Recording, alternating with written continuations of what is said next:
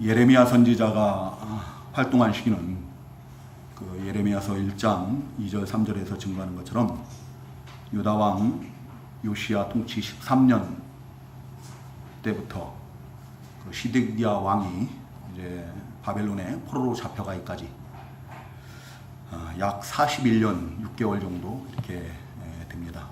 이 시기는 하나님의 백성이라고 하는 그 남유다가 바벨론에 의해서 하나님을 알지 못하는 이방 나라 바벨론에 의해서 세 차례에 걸쳐서 침략을 받고 또 이제 마침내는 멸망에까지 이르는 그런 역사적으로나 또 종교적으로나 아주 암울한 그런 환란의 시기였다라고 이렇게 말씀드릴 수가 있습니다. 왜 하나님의 백성들이 그 하나님을 알지 못하는 그 이방인들에 의해서 침략을 받고 그 거룩한 성전이 다 짓밟히고 파괴되고 또 성전에 있는 모든 금은 기명들이 다 수탈을 당하고 또 백성들은 다 포로로 잡혀가고 또 전쟁터에서 죽고 마침내는 멸망을 당하고 왜 그렇게 됐는가? 그 이유는 성경에서는 그 이유를 하나님의 백성들이 하나님을 버렸다라고 말합니다. 하나님을 버리고 하나님을 떠나서 하나님의 말씀을 거역하면서 하나님 앞에 범하는 그 죄들 때문에 하나님의 백성들이 이렇게 큰 화를 당하게 된 거죠. 하나님께서는 그 이스라엘 백성들이 그렇게 범죄할 때 그냥 백성들을 그냥 내버려 두셨는가, 방치하셨는가? 그렇지 않죠? 하나님께서는 그 뒤에 25장 그 4절에 보면은 하나님께서 끊임없이 모든 종 선지자들을 보내서 그 백성들에게 하나님의 말씀을 전했다라고 합니다. 그럼에도 불구하고 하나님의 백성들이 어떻게 해요? 순종하지 아니하였고 귀를 기울여 듣지도 아니하였도다 라고 이렇게 증거를 하고 있습니다. 하나님의 백성들이라고 하면서 왜 하나님의 종들의 말을 듣지도 않고 또 순종하지도 않고 그랬는가? 그렇게 되기까지는 거짓 선지자들의 역할이 컸다라는 거예요. 오늘 본문에서도 여호와의 회의에 참여하지 않은 하나님과 같은 그런 거짓 선지자들에 대해서 증거를 하고 있는데요. 근데 그 거짓 선지자들은 그 예레미야 시대에도 있었고 예수님께서 오셨을 때도 있었고 또 사도 시대에도 있었고 지금 현재도 여전히 존재를 합니다. 그래서 요한일서 4장 1절에서 하나님께서는 사랑하는 자들아 영을 다 믿지 말고 그 영들이 하나님께 속하였는지 시험해 보아라. 이는 많은 거짓 선자들이 세상에 나타났습니다. 또 데살로니가후서 2장 11절에서도 하나님께서 미혹하는 세력들을 보내셨다고 했어요. 왜 그 미혹하는 세력들을 보내셨는가? 진리를 믿지 아니하고 불의를 좋아하는 자들을 그런 모든 사람들을 심판받게 하려 하심이라 라고 이렇게 말씀하십니다. 우리가 18절을 읽었어요. 18절에 누가 여호와의 회의에 참여한 하나님의 참 종인가? 여호와의 회의에 참여한 하나님의 참 종. 어떤 사람들이 여호와의 회의에 참여한 하나님의 참 종인가? 이 말씀을 우리 성도님들과 함께 증거받고 함께 은혜 나누려고 하는 것은 저 자신을 다시 한번 돌아보고 저를 다잡기 위해서 이 말씀을 가지고 함께 은혜를 나누려고 하는 겁니다. 제가 여호와의 회의에 참여한 하나님의 참 종이라고 주장하기 위해서 그러는 게 아니고 저 자신을 좀 다잡기 위해서예요. 그래서 오직 하나님의 말씀만 우리 성도님들에게 바로 전하는 그런 종이 되기 위해서 이 말씀을 함께 증거받고 함께 은혜 나누려고 합니다. 22절에 보면은 여호와의 회의에 참여한 하나님의 참 종들은 하나님의 말씀을 백성들에게 들려서 악한 길과 악한 행위에서 돌이키게 한다는 거예요. 22절 한번 다 같이 읽어보겠습니다. 시작. 그들이 만일 나의 회의에 참여하였더라면 내 백성에게 내 말을 들려서 그들을 악한 길과 악한 행위에서 돌이키게 하였으리라. 아멘. 여호와의 회의에 참여한 자들이라는 것은 하나님께서 택하시고 부르시고 기름 부으시고 하나님의 종으로 삼은 자들. 그래서 모세와 같이 또 예레미야와 같이 이사야 선지자와 같이 에스겔 선지자와 같이 또 사무엘 선지자와 같이 이런 참 하나님의 종들처럼 하나님의 부르심을 받은 자들이에요. 그래서 하나님과의 그 영적 관계 가운데서 하나님의 음성을 듣고 그 하나님의 말씀을 그대로 전하는 그런 자들이 바로 여호와의 회의에 참여한 자들이죠. 여호와의 회의에 참여한 하나님의 참 종들은 하나님의 백성들이 하나님 없이 자기가 주인된 삶을 사는 것에 대해서 하나님의 말씀으로 그것이 하나님 앞에 악한 길을 가는 것이고 악한 행위임을 가르치고 또 그 길에서 떠날 것을 권면하고 그럽니다. 왜냐하면 그 결국이 파멸이라는 것을 하나님의 참 종들은 너무나 잘 알고 있기 때문이에요. 하나님의 말씀을 버리고 하나님을 떠나서 하나님의 뜻과는 무관한 자기가 주인된 그 육신의 정욕을 따라서 사는 그 삶의 결국은 마침내는 파멸이다. 그 파멸이라는 것을 너무나 잘 알기 때문에 그 사랑하는 하나님의 백성들을, 형제들을 그냥 방치할 수가 없는 거예요. 그래서 어떡합니까? 그 하나님의 말씀으로 그들의 악한 길과 악한 행위를 깨닫게 하는 거예요. 그래서 그 길에서 돌이키게 하고 부지런히 하나님의 말씀을 전하고 가르치고 권면하고 그래서 그 길에서 돌이키게 하고 누가 그랬느냐? 뭐 말할 것도 없어요. 하나님 아버지의 보내심을 받고 하늘로부터 오신 우리 주 예수 그리스도께서 그렇게 하신 거예요. 우리 주님께서 본을 보이셨습니다. 주님께서는 육신을 입고 근본 하나님 본체시지만 육신을 입고 우리와 같은 모습으로 우리를 위해서 세상에 오신 거 아니에요. 그리고 십자가에서 죽으시기까지 자신의 목숨을 그 화목제물로 속죄제물로 내어드리기까지 우리를 사랑한 그런 주님이시지만 그 주님께서 우리를 사랑한다고 그래가지고 목숨을 내어주기까지 사랑하신다고 그래갖고 자기 백성들이 듣기 좋은 말만 하지는 않으셨어요. 그죠? 주님께서 처음 사역을 시작하실 때 처음 하신 말씀이 뭐라고요? 회개하라! 회개하라. 천국이 가까웠노라. 회개부터 외치지 않으십니까?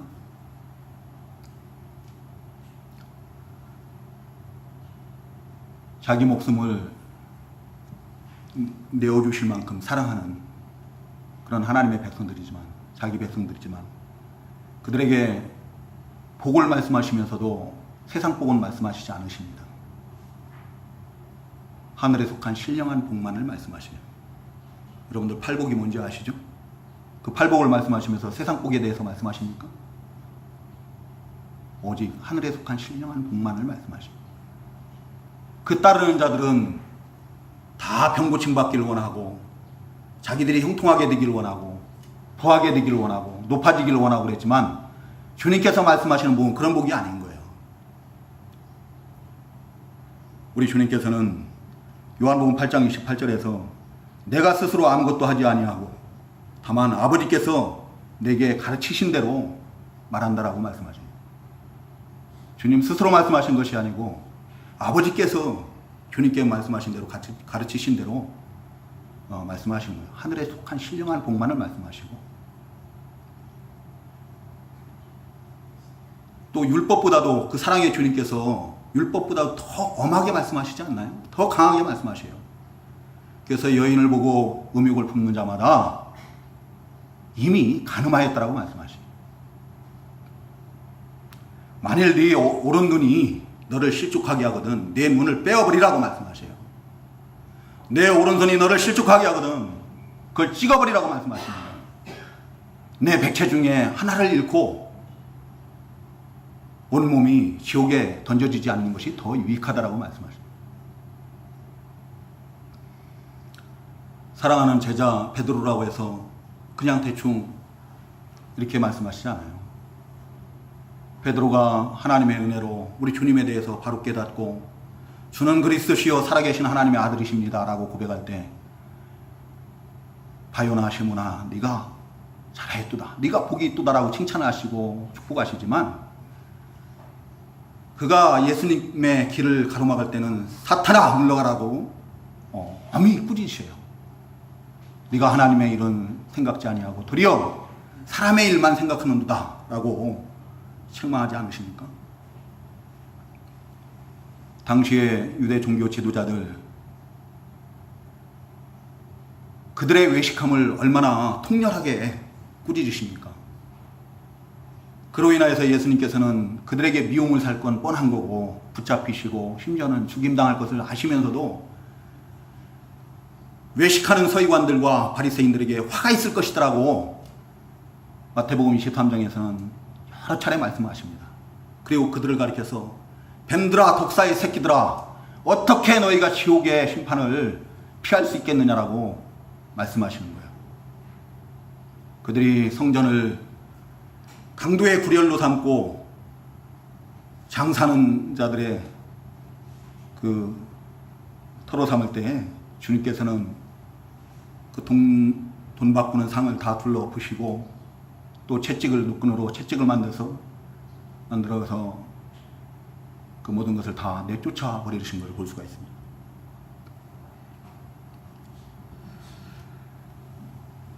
이처럼 하나님의 참종들은 하나님의 말씀을 그대로 전한다라는 겁니다. 하나님께로부터 받은 말씀들을 바로 전하는 겁니다. 하나님의 백성들이 어긋난 길로 딴 길로 가면은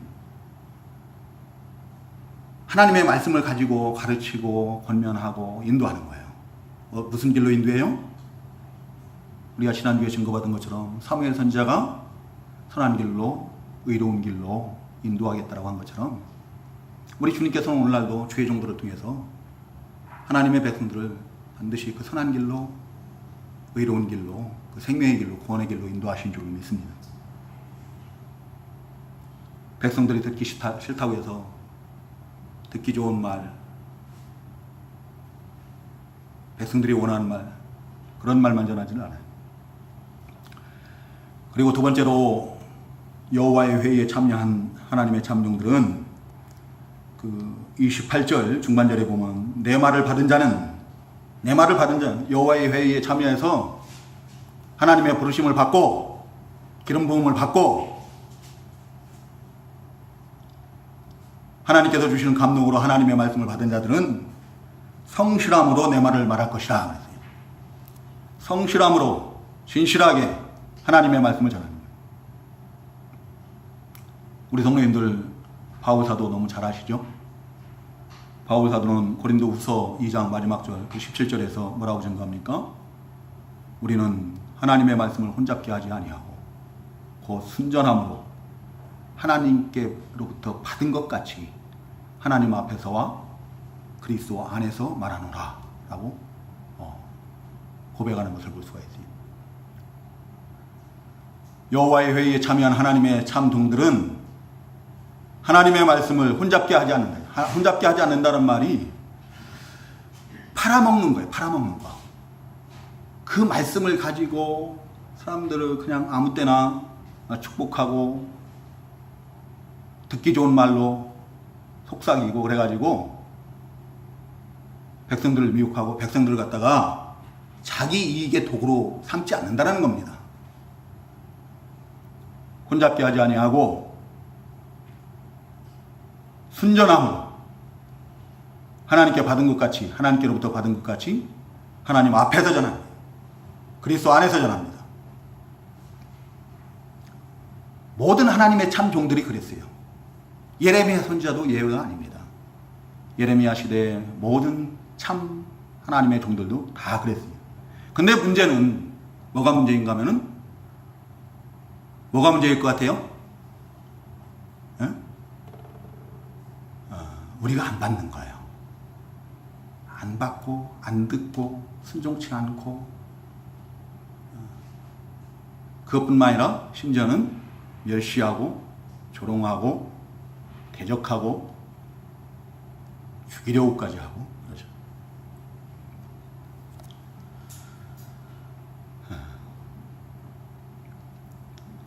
예레미야 선지자가 그 25장 그 3절이죠. 25장 3절에 보면은 유다의 왕 아몬의 아들 요시야 왕 13째부터 오늘까지 23년 동안 여호와의 말씀이 내게 임하기로 내가 너희에게 꾸준히 일렀으나 너희가 순종하지 아니하였느니라. 하나님의 참 종들은 하나님의 말씀을 하나님의 백성들에게 꾸준히 전합니다.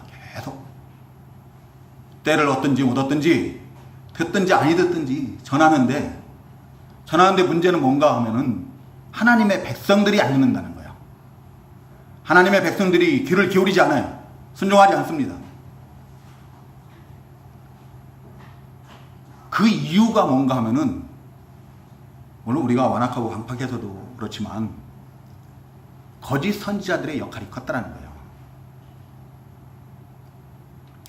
예레미야 선지자가 하나님의 말씀을 전할 때 가장 가까운 그 고향 사람들, 아나돗 사람들부터 그 예레미야 선지자의 말을 듣질 않아요. 그리고 예레미야 선지자에게 오히려 그 11장에 나오나요?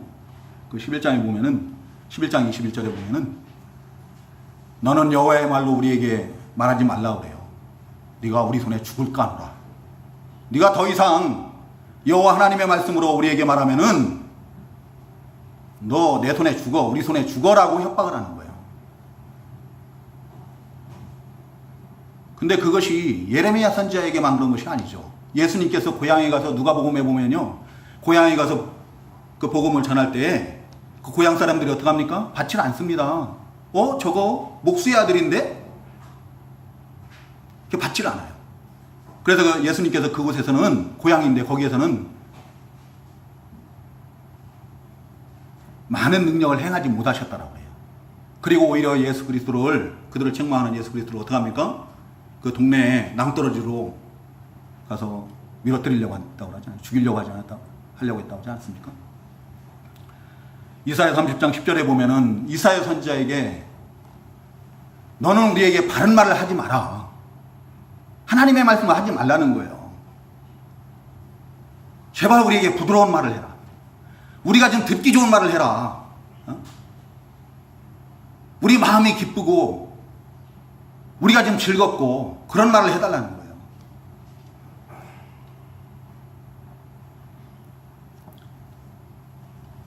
그래도 하나님의 참종들은 어쩔 수가 없어요. 하나님의 말씀을 그대로 받은 대로 전할 수밖에 없습니다. 근데 전하면 어떡합니까? 예레미야 시대에는 바벨론에 항복을 하라는 겁니다. 그렇지 않으면은 전쟁에 패하고 죽임당하고 다 포로로 끌려가고 그럴 거라는 거예요.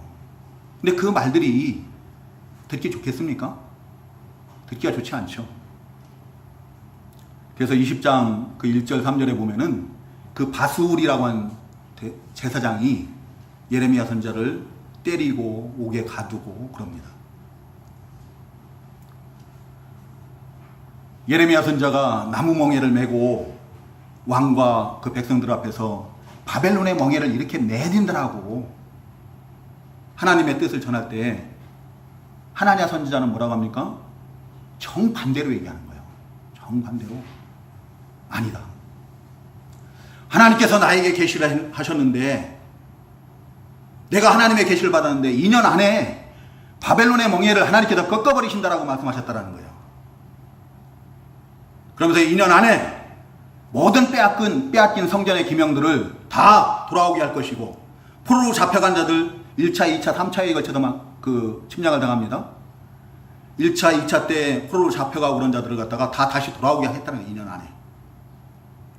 그렇게 정반대로 하나님의 말씀과는 정반대로 하나님의 백성들이 원하고 하나님의 백성들이 듣기 좋은 그런 말로 미혹을 하는 거예요. 그러니까 참 종인 예레미야 선지자가 아무리 얘기를 해도 소용이 없는 거예요. 너는 하나님의 백성 편이 아니고 너는 그 적국인 바벨론 나라의 뭐라고 해야 돼요? 어떤 오늘날로 말하면 뭐 스파이라고 해야 되나요? 뭐 그런 식으로 생각을 하는 거죠. 그래서 죽이려고 하고 옥에 가두고 또 심지어는 그 지하에 땅 깊이 파져 있는 그런 우물 옥에다가 가두고 뚜껑을 덮어버리고 죽이려고 하고 그러지 않습니까?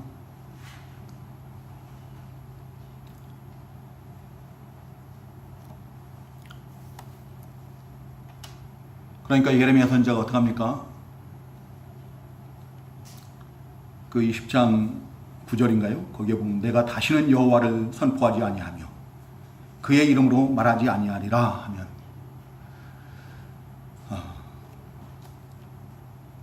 하나님의 말씀을 전할 때마다 백성들에게 조롱받고 멸시당하고 생명의 위협을 받고 그러니까 더 이상은 여호와의 이름을 선포하지 않겠다라고 하고 또 그의 이름으로 말하지 않겠다라고 얘기를 합니다. 그런데 그렇게 얘기하고 나면 어떻게 또 그 마음이 불붙는 것 같다라고 했어요. 그렇게 다짐을 하고도 그러면 하나님께서 그냥 놔두십니까? 성령께서 역사하시고 감동 주시고 그 마음이 불붙는 것 같아서 견딜 수가 없는 거예요. 하나님의 백성들이 그 어긋난 길로 파멸의 길로 가는 것을 보고 가만히 있을 수가 없는 거예요. 그래서 또 나가서 부지런히 하나님의 말씀을 전하고 그런 거죠. 그런데 여호와의 회의에 참여하지 않은 자들은 그러하지 않는다는 거예요. 백성들이 듣기 좋은 말만 하고 백성들이 듣기 원하는 그런 말들만 합니다. 하나님께서는 21절, 32절에서 뭐라고 말씀하세요? 그들은 하나님께서 보내신 자들이 아니라는 겁니다. 하나님께서 부르지 않으셨고 하나님께서 그들에게 이르지 않으셨고 명령하지 않으셨다라고 말씀하셔요. 하나님께서 부르지 않은 자들이기 때문에 하나님과의 영적 교제가 없습니다. 하나님께서 주시는 감동이 없어요. 그래서 그들이 말하는 것은 다 헛된 것이라는 거예요. 그것이 여호와의 하나님의 입으로부터 나오는 그런 말씀이 아니고 자기 마음에서 나오는 것이라는 겁니다.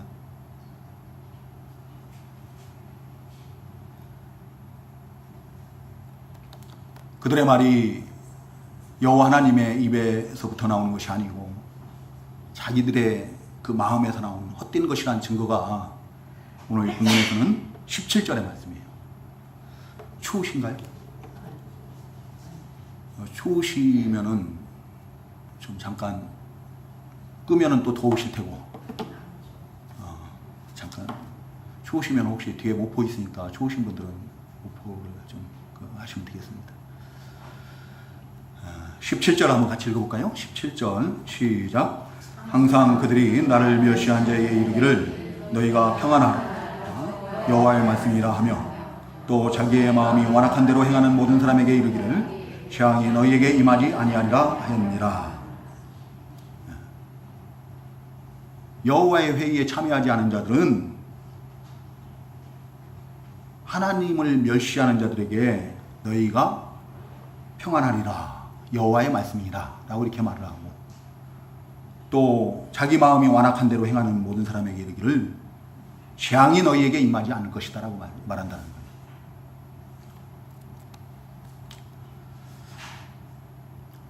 하나님께서는 하나님의 백성들에게 그렇게 말씀하시지 않으시죠. 하나님께서는 성경을 통해서 하나님의 백성들이 하나님을 멸시하고 자기 마음에 완악한 대로 행할 때에 어떠한 화가 임할 것인가를 분명히 말씀하셔요. 우리 성도님들 레위기 공부할 때 마지막에 레위기 26장 14절부터 39절까지의 내용이 바로 하나님의 말씀을 버리고 순종하지 않는 자들, 하나님을 멸시하는 자들이에요. 자기의 마음에 완악한 대로 행하는 자들이에요. 그들에게 어떠한 화가 임할 것인가를, 어떠한 저주가 임할 것인가를 분명히 말씀하시거든요. 또 신명기 28장 15절에서 그 마지막 절까지의 말씀도 마찬가지예요. 솔로몬은 열왕기상 8장 그 31절에서 53절까지 그 성전 건축을 하고 그 하나님의 백성들을 위해서 기도할 때에 하나님의 백성들이 범죄함으로 말미암아서 그래서 나라가 망하고 포로로 잡혀가고 또 가뭄이 임하고 심지어 전염병이 임하고 전쟁이 임하고 그러한 화가 있을 때 백성들이 자신들의 죄를 깨닫고 이 성전을 향하여서 하나님께 회개하고 기도하면은 그들을 돌보시고 그들의 죄를 용서해 주시고 그럴 것을 구하는 것을 볼 수가 있어요. 분명히 하나님께서는 하나님의 말씀들을 통해서 우리가 하나님의 이름을 멸시하고 자기 마음에 완악한 대로 행할 때에 우리에게 그러한 화가 있을 것이라고 말씀하시거든요. 그럼에도 불구하고 여호와의 회의에 참여하지 않은 거짓 종들은, 거짓 선지자들은 뭐라고 합니까? 그래도 백성들에게 너희가 평안할 것이라고 하고 너희에게 재앙이 임하지 않을 것이다라고 하고 다니는 거예요. 하나님께서는 말씀으로만 하신 거 아닙니다. 역사적으로도 그 바벨론에 의해서 이 남유다가 멸망하기 직전에 먼저 북이스라엘 왕국이 타락함으로 인해서 어떡합니까? 북이스라엘 왕국을 하나님께서 아수르를 통해서 패망케 하시지 않습니까? 그러면서 봐라, 너희들이 하나님의 말씀을 버리고 악을 행하면은 너희들도 이렇게 될 수밖에 없어. 돌이켜야 돼 라고 경고를 하시는 거거든요.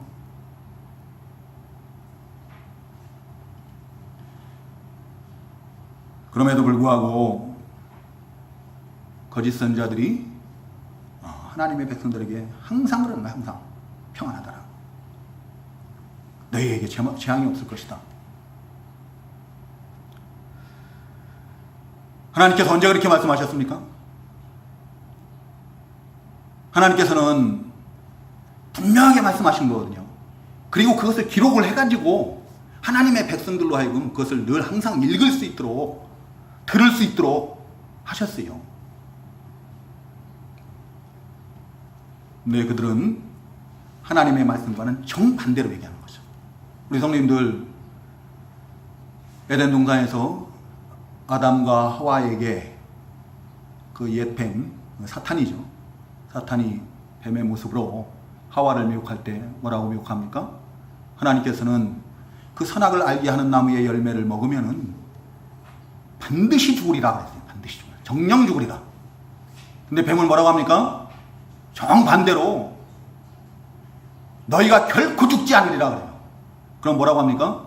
너희가 그것을 먹는 날에는 너희 눈이 밝아져서 하나님과 같이 될 것이라고 해요. 정반대로 얘기하는 거예요. 지금 여기에 여호와의 회의에 참여하지 못한 자들이 하나님의 이름을 멸시하고 자기들의 마음에 완악한 대로 행하는 그런 악한 행위에도 불구하고 그들에게 평안이 있을 것이다라고 하고 하나님의 재앙이 너희에게 임하지 않을 것이다라고 얘기하는 것은 하나님의 말씀과는 정반대의 얘기인 거예요. 하나님의 말씀을 완전히 뒤집어 버리는 거예요. 사탄의 속삭임입니다.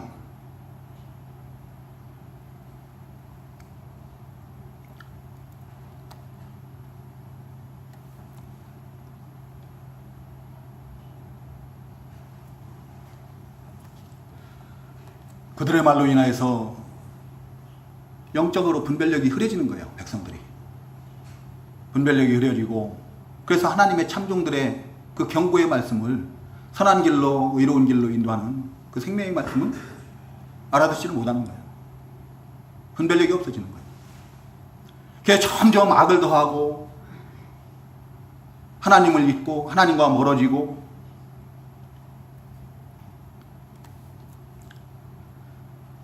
그들의 말은 지금 당장에는 듣기 좋을런지 모릅니다. 당장에는 듣기가 좋고 우리에게 위로가 될 수도 있고 우리에게 기쁨이 될 수도 있습니다. 그렇지만 그 말씀들은 우리를 하나님의 사람으로 만들어가는데, 우리 믿음이 자라나게 하고 우리를 하나님의 사람으로 온전케 하고 그런 데는 아무런 도움이 되지 않아요. 아무런 유익이 없다. 마치 쭉정이와 같아요. 오늘 본문에서는 겨와 같다고 했어요. 아무 생명력이 없습니다. 그들이 마치 그 자신들의 말을 하나님의 계시를 받은 것 같이 말하기 위해서 뭐라고 합니까? 내가 꿈을 꾸었도다. 내가 꿈을 꾸었도다. 그래. 하나님의 말씀인 것처럼, 하나님의 계시를 받은 것처럼 그 꿈을 설명하고 얘기한다고 할지라도 그 말들은 하나님의 말씀이 될 수가 없습니다. 그것은 간교한 그들의 생각이고 그들의 주장일 뿐입니다. 그들의 그러한 간교한 말은 어리석은 사람들은 미혹할 수 있어요. 어리석은 사람들, 곧 그 데살로니가후서 2장에서 증거하는 것처럼 진리를 믿지 아니하는 자들, 불의를 좋아하는 자들, 그런 사람들은 미혹할 수 있을지라도 그들의 중심, 그들의 간교한 생각은 다 하나님 앞에, 천지에 충만하신 하나님 앞에 다 드러날 수밖에 없습니다. 숨길 수가 없고, 그리고 마침내는 그들과 그들의 말을 믿고 따르는 자들이 이제 하나님의 대적하심으로 하나님의 그 진노하심의 폭풍이 그들의 머리에 휘몰아치게 될 것입니다. 하나님의 재앙이 임하게 될 것입니다.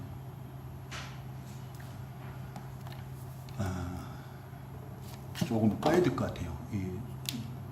상당히 고통스러워 하시는 것 같아요. 잠깐만 끄겠습니다. 시간이 다 됐는데요. 마지막 좀 정리를 하도록 하겠습니다. 거짓 선지자들의 말이 쭉정이와 같이 아무런 생명력이 없는 반면에 오늘 이 본문에서 하나님께서는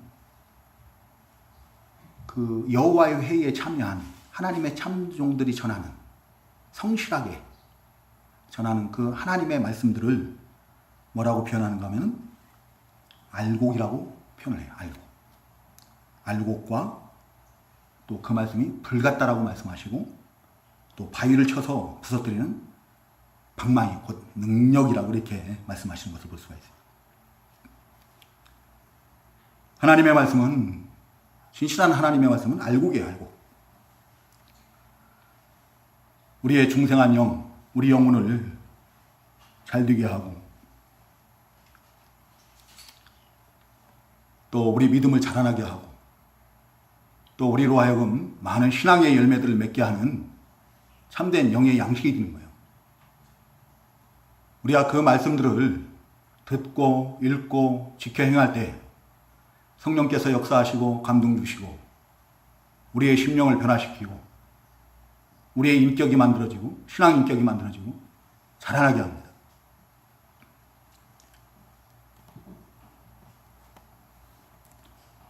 또 이 하나님의 말씀은 불같은 말씀입니다.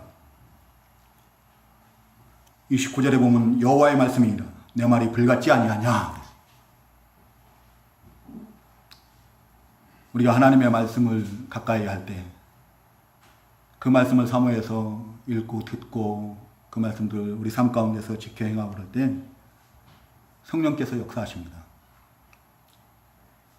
그래서 그 말씀으로 말미암아서 우리들의 모든 허물과 죄 이런 것들이 다 드러나게 하죠. 발견되게 하고 그래서 그 말씀으로 말미암아서 회개를 통해서 우리의 모든 죄를 다 불로 태우는 것 같이 소멸시켜요. 깨끗게. 그리고 우리의 마음이 우리 주 예수 그리스도를 향해서 더욱더 뜨거워지게, 불같이 뜨거워지게 하는 그런 불같은 말씀입니다. 우리 성도님들 그 사도행전 10장에 보면은 고넬료, 백부장 고넬료가 나오죠. 그 베드로 사도가 고넬료 가정에 이제 초청을 받고 가서 복음을 전합니다. 예배를 하는데요. 그때 하나님의 말씀을 막 선포를 해요. 그리스도에 대해서 그 복음을 선포할 때 그때 갑자기 성령께서 어떻게 합니까? 성령께서 역사하시는 거예요. 그 이방인인 고넬료와 그 가정, 그 친구들에게 성령께서 역사하셔서 그들의 마음이 뜨거워지고 막 방언을 하고 막 그러지 않습니까? 그런 성령께서 뜨겁게 했어요. 하나님의 말씀이 선포되어지고 우리가 하나님의 말씀을 가까이 하고 사모하고 그럴 때 성령께서 반드시 역사합니다. 우리 마음이 뜨거워지게 합니다. 우리의 죄가 다 드러나게 합니다. 회개를 통해서 그 죄들을 허물과 죄를 다 소멸시켜 깨끗게 합니다. 또 세 번째로는 하나님의 말씀은 바위를 쳐서 부서뜨리는 몽둥이와 같다 그랬어요. 방망이와 같다. 방망이. 이 말씀이 우리의 완악하고 강팍하고 굳어진 그 바위와 같은 딱딱하게 굳어진 그 길가와 같은 그런 마음밭 그것을 다 깨트려 버린 거예요. 다 깨트려서 옥토와 같은 그런 마음으로 바꾸는 그런 능력의 말씀입니다. 우리 성도님들 하나님의 말씀을 좀 순전한 말씀들을 듣기를 사모하시기 바랍니다. 우리 성도님들 사도행전 읽어보시잖아요. 그렇죠? 사도행전을 읽으면은 베드로 사도가 그 오순절 보혜사 성령께서 그 강림하셨을 때 베드로 사도가 이제 그 설교를 하잖아요. 근데 설교를 하는 거 우리 성도님들 읽어보셨죠? 정말 순전한 하나님의 말씀이에요. 거기에 뭐 세상 것 이런 것은 전혀 가미가 되지 않습니다. 오늘날 우리가 들으면 전혀 은혜가 안 돼요. 딱딱해요. 베드로 사도가 고넬료의 가정에 가서 전하는 말씀도 마찬가지예요. 오직 예수 그리스도에 대해서 전하거든요. 바울 사도가 그러잖아요. 예수 그리스도 외에는 아무것도 알지 아니하기로 작정합니다. 오직 예수예요. 그런데 가는 곳마다 어떡합니까? 성령께서 역사하시는 거예요. 그들의 완악하고 강팍한 마음을 다 부스러뜨려 버립니다.